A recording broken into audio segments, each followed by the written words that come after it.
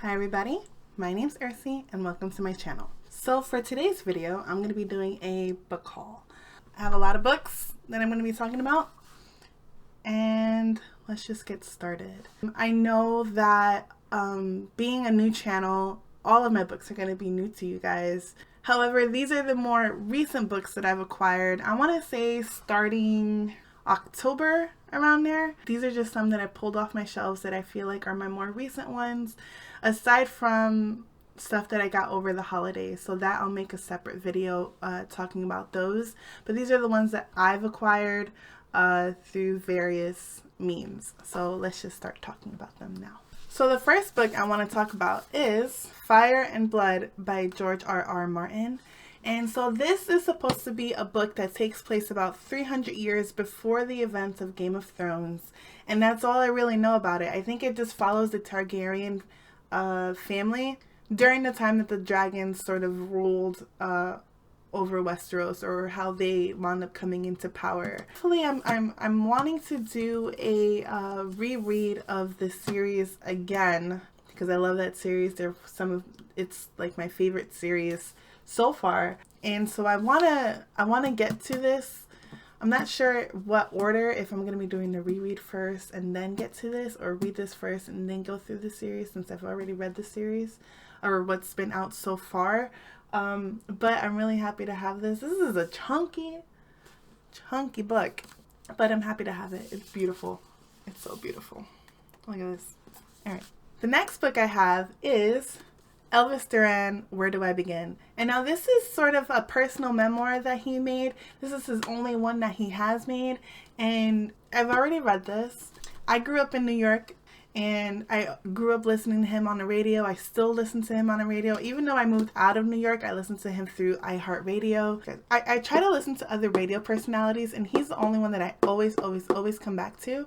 And I was so happy to hear that he was given an opportunity with Simon & Schuster through Atria Books, I believe, to make his own autobiography, or sort of his own memoir. And I actually got a signed copy, and I'm so happy that I was able to get that. My husband and I love listening to him, so when we got the chance to get this, I jumped on it. And it's really funny. It's eye-opening. It made me cry, it made me laugh. The section that actually made me get really emotional was when he was talking about them being on the radio during the attacks on 9/11. He spoke about it in a way that was really powerful, and what they wound up doing afterwards, because they didn't know what they were going to be doing. So I really love this. It's so much fun. It was, it was funny, it was emotional, it was he talks about his past, his present, where he thinks he's going to be going with his future. Like, this is such a good little fun read. Next book I want to talk about, The Night Circus by Erin Morgenstern. This book has gotten a lot of hype on BookTube. Being that I was fairly new to BookTube and everything, I didn't really know much about these popular books. And so I went to Comic-Con in New York City, and I remember looking at one of the stands, and I saw this book, and I was like, I think that's the one that I've been seeing a lot about online. And so I read the back, and I actually was like, okay, this is actually pretty interesting. And it just so happened to also be a signed copy. It wasn't intentional. I don't actually go out looking for signed copies of books, because I don't really care too much about it, except for Elvis Duran. But it just so happened to be signed. So I was like, all right, I'll just get it. And so this book is about this circus that only comes out at night. And I think it's like two magicians in the circus that they wind up competing or something. I don't know much about it. I'm just happy that it's a standalone. It's supposed to be very atmospheric and very descriptive and stuff, so it kind of pulls you into the story. So I'm in the middle of a series right now, so maybe after I finish the series, I might get to this. We'll see how it goes. But this is a beautiful cover. Check that out. And then it has a sticker promoting her second book, The Starless Sea, which is on my wish list. But this is a beautiful little book, so I'm happy to have it. I don't know when I'm going to be reading it, hopefully soon. So it's part of my library now. So I have two books here from Charles Dickens. I have A Tale of Two Cities and Great Expectations. So Great Expectations I actually did read back in like high school. But you know how it is when you get books from like when you're assigned to read a book and you're just like, I don't want to read it because you're making me read it. But now I'm actually interested in reading this. So I'm happy that I have this and to build my library. The same goes for A Tale of Two Cities, and this is supposed to take place, I believe, during the French Revolution. Great Expectations, we have this boy, his name is Pip. We see him growing up, and he winds up coming into like an inheritance from this lady, and she's like crazy. She winds up like, she like lives in her wedding gown that's like in tatters. Like these are just some of the things that I remember from way back when. I'm excited to read this now as an adult, that I can better understand this and see what is the point that Dickens was trying to make with this book. So I'm excited to get to it because of that. And then the same with A Tale of Two Cities. So I'm happy to be building my classics collection. Dickens is the way to go. Same goes with Herman Melville's Moby Dick. And so this is supposed to be about this guy who's he's the captain of the ship, and he's trying to seek revenge on this whale. So let's see how it goes, because I'm not particularly fond of like animal abuse or anything like that. So I don't know much about it. I've never been assigned to read this in high school, college, graduate school. Like I've never been assigned to read this. So that's why I was curious to see why it's considered one of the great books. We'll see how it goes. All right. The next book I want to talk about is Peter Pan. I actually had it before. I wound up getting my last copy for free, and it was just like a little mass market paperback edition of the book, and it was missing the cover. But I know you shouldn't care so much, but I can appreciate what a good cover can do. A good cover can pull you in and attract you to a book and make you want to read it. Even though that other book is the same thing, this is just so beautiful, and it includes like some of the illustrations, like here he is coming into the bedroom, and it's got like the map on both of these guys.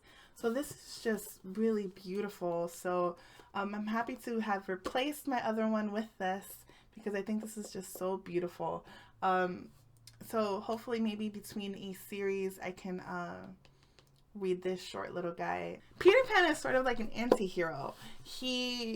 Everyone loves Peter Pan, but he is not like the best person. But he is a kid, and I can understand that, and he wants to be a kid forever. He's against growing up, and he's got this crew of lost boys wrecking havoc all over Netherland, doing what kids do, I guess. So I'm excited to read this as an adult and see how I feel about it. But I do appreciate this beautiful, beautiful copy of the book. Another classic. This is Beowulf, and this is the edition translated by J.R.R. Tolkien. He is considered an expert on Beowulf. So it has his commentary, it has his sort of interpretation, with his translations. I'm just excited to read this one because like I've read Beowulf before, and it's not a tale that actually like intrigues me too much, but I'm excited to see what an expert has to say about it. I'll include a link down below of a video that sort of summarizes what Beowulf is about. He's sort of like this warrior who's going out to stop this monster that keeps like killing people from their parties, but they keep partying anyways. When they've had enough of this monster killing people, like a person from their group, he's like, I'm gonna go down there and kill this monster. And so he does, but then he winds up causing the mother of that monster to come after him, and then he has to fight her too. I believe that's how it goes. I'll leave the video down below because it was actually a really, really good video, a good summary, and it was actually kind of a comical summary about it. So, but it kind of just gets to the point. However, this is an expert in the field of studying Beowulf and his take on Beowulf. And I mean, it's J.R.R. Tolkien. I mean, how could you not respect that? This is part of my library now, and I'm excited to have this. And look at this cover. It's just, again, with the covers, like, people are really stepping up their games with this cover. It's just so beautiful. Now another one. Ulysses by James Joyce. This is supposed to be the unabridged republication of the original Shakespeare and Company edition published in Paris by Sylvia Beach, 1922. And so this is supposed to be like a copy of the original. And so this book is supposed to take place in a matter of one day, I believe. It goes through the course of one day through, I believe, 3 characters. And it's supposed to be loosely based on like the Odyssey. However, it kind of veers off into tangents. Some parts are written differently. One part's written like a play, one's like a story, one's like a symphony sort of. I have been putting off, I've been so scared to read this because I felt like I was not smart enough to read this. But now I'm an adult, I'm going to read this and I'm going to get it. Years and years ago when I was like 18, I used to work at this bar, at this pub restaurant in New York. And we had this one guest who would come in pretty regular. He was one of the regulars there. And I was a hostess, so I kind of, during downtimes, I would kind of talk to some of the guests and stuff. And because he would come in every day, I would talk to him. He was a writer. I forget his name, and it makes me so sad because I forget his name. And so he would come in and he would read books like every day. He'd order his food, he'd read his book. And so he had a copy of this there. And so he was telling me, he's like, you need to read this book. It's not an easy book to read. And so it will challenge you, it will push you to think and maybe even like take notes while you're trying to read this. Like, I plan on reading this and annotating it and really taking my time with it.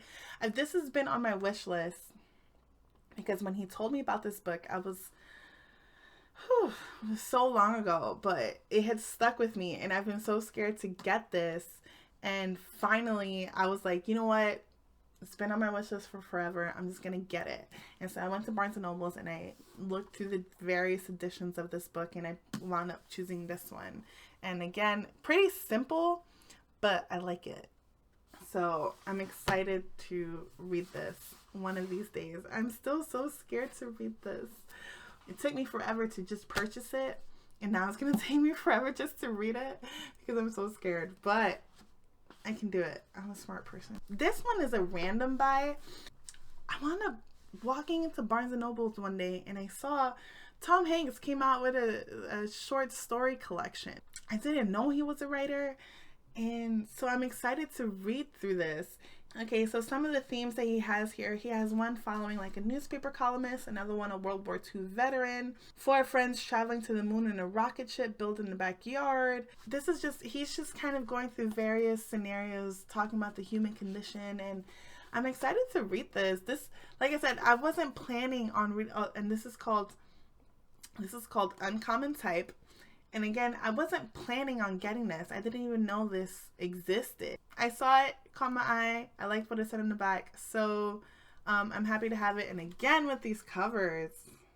All right, now I'm going to talk about one that's pretty popular here on BookTube.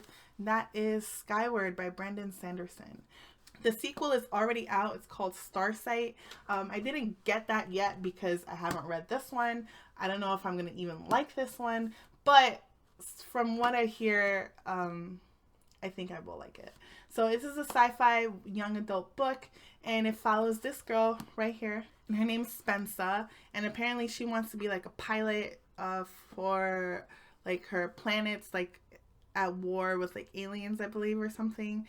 But her father was like a pilot and he was killed, or he like left, or he abandoned his people, and so people looked down on her because she was like his daughter, but she's like, I'm gonna rise up and prove everybody wrong. It sounds really interesting. It sounds really cool, and I'm excited to get to this because it just sounds really cool. So I'm happy to have this in my library. I kind of like this edition.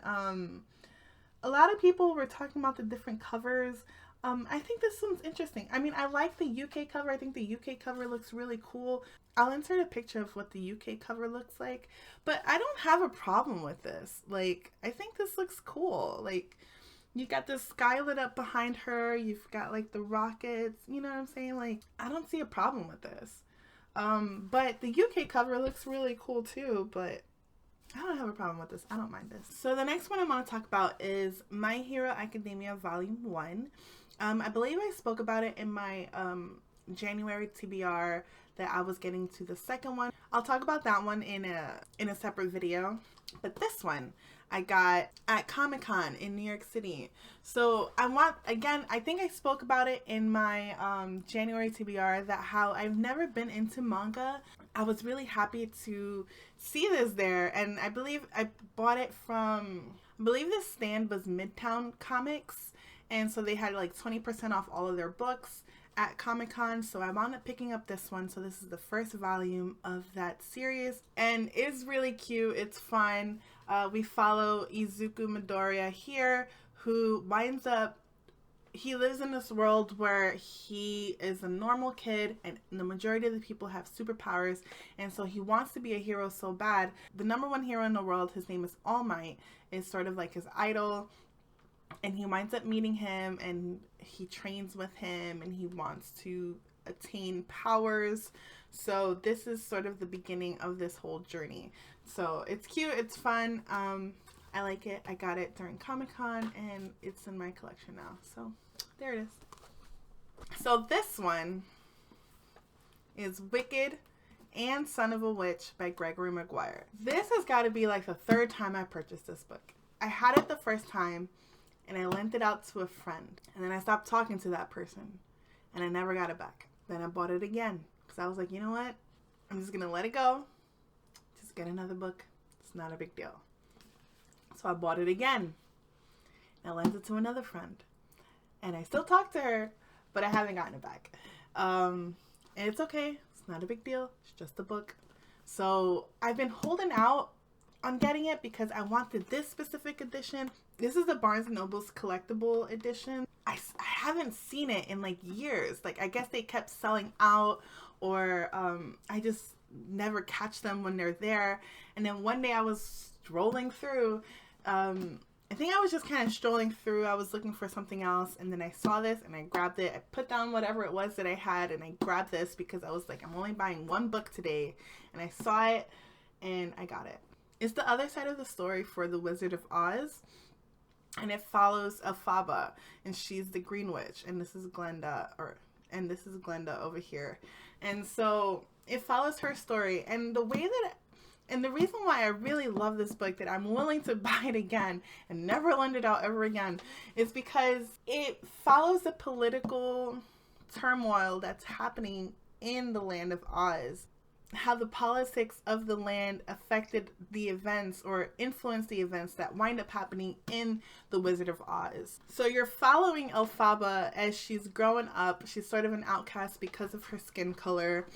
And you see her going through college and seeing like some of the stuff that's happening in the land as far as like the laws affecting the animals that talk. So the way that I kind of summarize it is sort of like it's the Jim Crow laws for talking animals. And it's really, it was really interesting, and I really love this book. So that's why I was willing to buy it again. This is the first and second book of the series. The third one follows, I believe, the Lion, the Cowardly Lion, and then the fourth one is it's called Out of Oz. That one I don't own, but I do have the third one in like an old hard copy. So this one I got a couple days ago.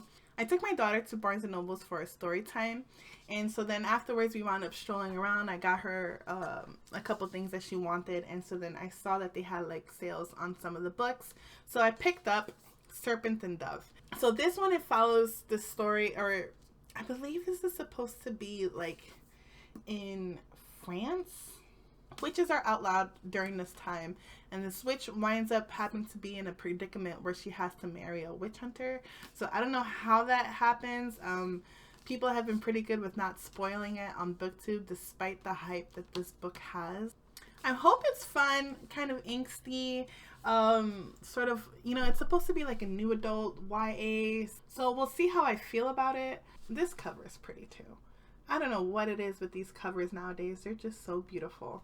And so now the last two books that I'm going to be talking about, I've been waiting for years for something like this to catch my attention.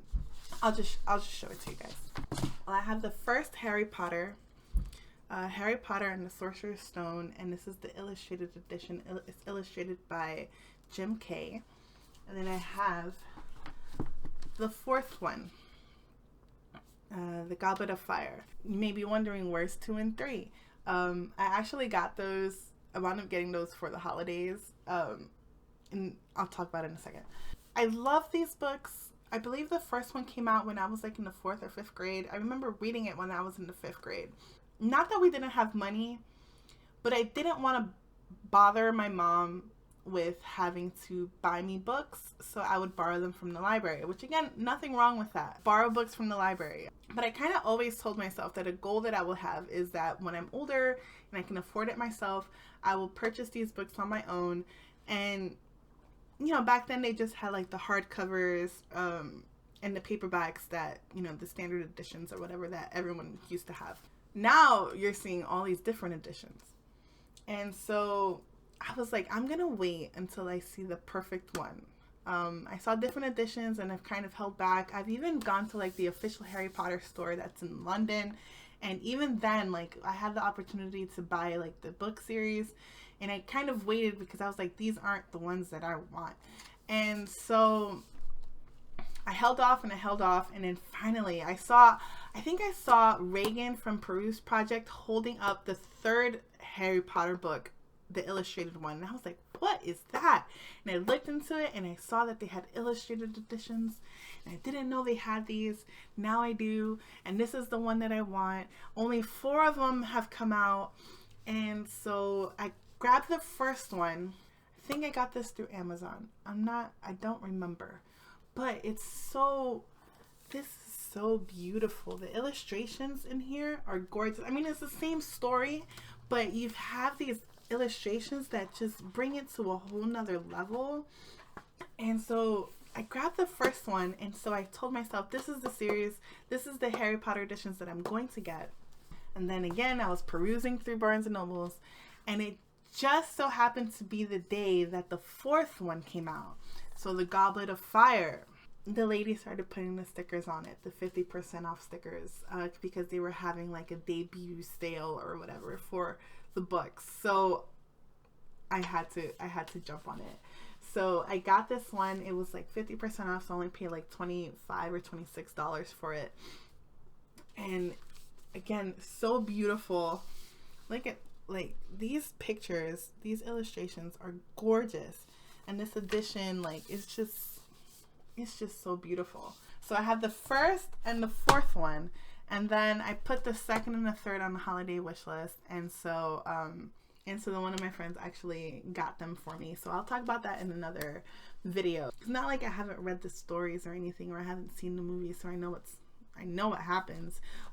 It's just wanting the certain edition and it's about appreciating the position that you're in to be able to afford something like this that you've been wanting to. Like, you work hard to get something that you've been after for years, and you finally have the means to do it. Like, I kind of want to end this on this note. Is as far as me showing off these books, it's not because I want to show off the wealth or anything, because it's nothing like that. Appreciating the journey that I'm on, that I'm actually in a position where I can afford to acquire the books that I want, and sharing them with you guys and sharing my thoughts about them. I'm very appreciative of everything that I have and what I can afford.